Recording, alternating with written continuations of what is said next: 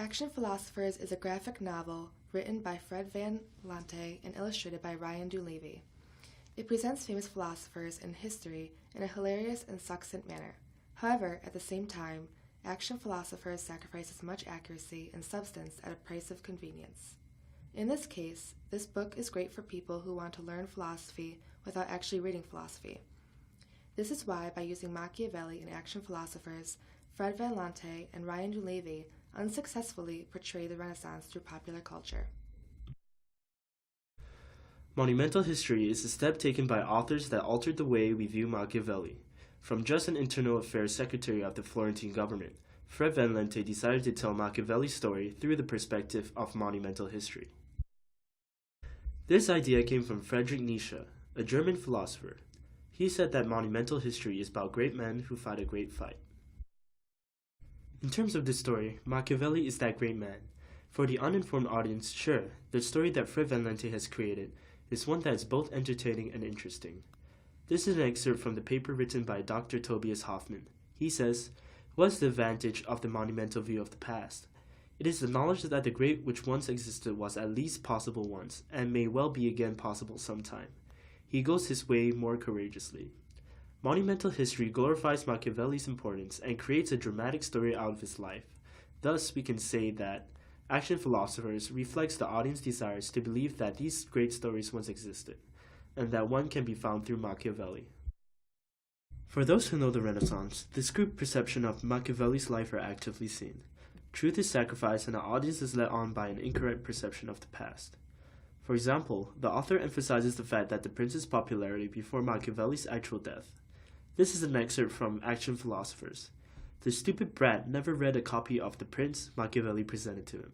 If he had, maybe his family wouldn't have exiled him again." The author also takes the prince literally when we do not know if it's ironic or literal. He clearly takes word for word when it's known that Machiavelli wanted to expose the corrupted government and papacy to the public through his linguistic skills. Context also shifts from the facts and events of history as a whole to be emphasized onto the individual, which is Machiavelli. Thus, sharp edges and lines are broken for the sake of the argument. So we can say that monumental history is a process of selective forgetting and reframing of history, an act of delineation and discrimination when reconstructing history. By nitpicking the specific details in history, the author wanted to reframe Machiavelli's life, while a whole contextual background is left out. What is left is only a misguided story of Machiavelli. So, in this case, the past suffers. Thus, for people who know their stuff, these facts can be quite off-putting when reading this comic. Humanism and universalism are another topic that the author utilized in order to place a higher importance on Machiavelli. Humanism and universalism places the emphasis on the fact that the events happen in history are a cause and effect because of an individual. In this case, it will be Machiavelli. Separate events happening in their own effect are now attributed to the story, which is Machiavelli's life. The comic skews history in order to include Machiavelli into each event. This alludes to the fact that Machiavelli received ideas for his book, The Prince, directly from witnessing these events. Therefore, the author fails to create a realistic setting in the narrative because of how they decided to connect every event to Machiavelli.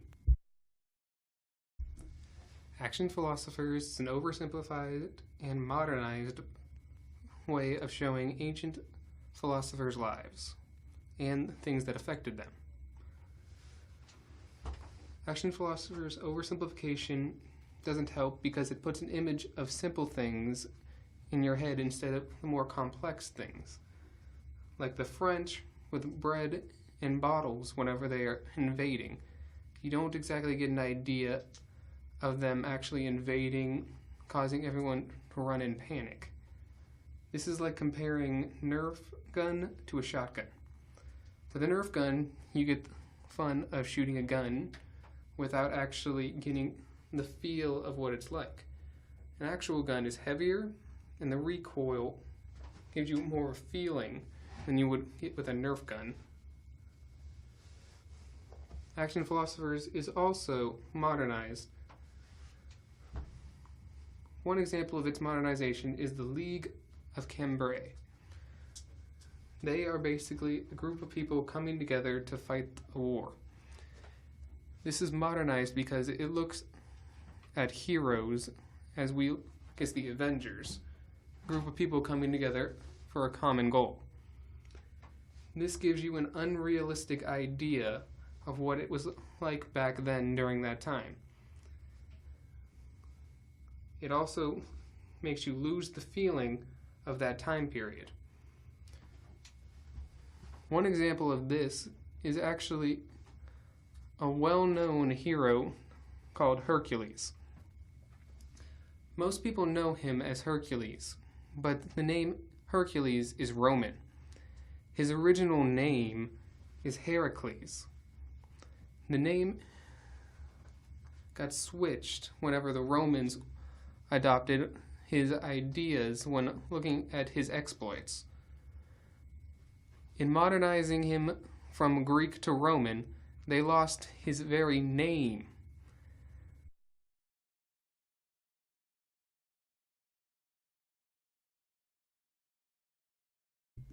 Another reason Action Philosophers is a poor portrayal of the Renaissance is its biased perspective. The graphic novel is completely androcentric, meaning it's from a dominant male's point of view. It is sexist towards women. There is limited representation of them, and the roles they portray are degrading. The book portrays them as figures with perfect bodies hanging off the arms of men, and since you are physically looking at them, the typical image a novel provides is overrun by a new, sexualized image. In this way, the graphic novel seems to support the fact that women did not have much of a purpose throughout the Renaissance, and how they were objectified. This is seen by the accentuated images and specific quotes pulled from the prince, such as the quote on page 18, stating, "Fortune is a woman, and it is necessary, if you wish to master her, to conquer her by force," drawing on the point that women were only used for sex and looks. In reality, this was false, and women contributed a lot to the Renaissance. For example, a popular female influential character was Vittoria Colonna, who was the author of many lyric poems and the first woman to achieve a high level of literary status in Italy. It was her, among many other women, who made a name for themselves during this time period. Although male-centric, the graphic novel also objectifies the men that were in power. It depicts them as strong, toned figures that drive fancy sport cars, which is a case of modernism, and attracts all the ladies. This in turn provides the ideal that you have to have all these characteristics to truly be the figure of power. Action Philosophers is also narrated by his followers, Montresor and Fortunato. This eludes the biased perspective that Machiavelli was the greatest and the only solution for the Florentine Republic, which is false. The Medici family, whom Machiavelli criticized deeply, undoubtedly played an important role in the patronage of his arts and political development of the city, and is just one example of other supporting characters. Another reason why the graphic novel Action Philosophers is a bad portrayal of the Renaissance through pop culture is its representation of elite culture. In the graphic novel, there is mention of The Prince, which is a book written by Machiavelli. It is about how the government has power and what his experiences were, faith, religion, charity, all of those experiences that he dealt with while working for the government. He writes The Prince in hopes of pleasing and enlightening the Medici family. It is 26 chapters and divided into 4 sections. Another quoted in the graphic novel, it states, but Machiavelli did nothing more than tell the truth about how power was wielded in his times. The book The Prince was very popular during the Renaissance and a very important part because it says how and why Machiavelli wrote The Prince and why he got punished for it. Therefore, Action Philosophers presents the Renaissance through the eyes and experience of elite culture, people who have higher power. Since Machiavelli was in the elite culture, there were no stories about the lower class and how they portrayed the Renaissance. This is an unsuccessful way of portraying the Renaissance because it only gives one side of the story, through Machiavelli's experiences and the elite culture's experiences. In Action Philosophers, there's no representation of the lower class. On page 16 of the graphic novel, it states, Machiavelli met Caesar Borgia, Duke Valentino, who led the siege. This quote is important because it states how Caesar Borgia is the Pope and how there's just very high political influential leaders that Machiavelli met. Machiavelli was also a member of the elite culture. Tragedy is another strange component incorporated by Fred Van in order to inject a sense of story in Machiavelli's life. In this comic, the narrative is structured like a tragic story, where there is a rise, climax, and fall of Machiavelli, our tragic hero. Starting with his election secretary, his removal, and death are all events that are forced into these categories of a tragedy. The author just chooses to mix and match facts in order to fit a coherent story. This makes the audience think of these events from the perspective of a tragic hero, which of course does not match the congruency of actual events in history. Because we analyzed this comic for popular culture in order to find how effective the usage of the Renaissance was, we found that Fred Van Lente and Ryan Dunleavy unsuccessfully portrayed the Renaissance through popular culture. However, this does not mean the book is not an enjoyable read. The comic Action Philosophers still carries a certain sense of humor and ease while reading and learning about philosophers that you have otherwise known or read about. So, we hope that you have a new perspective the next time you are reading Action Philosophers. Thank you for listening.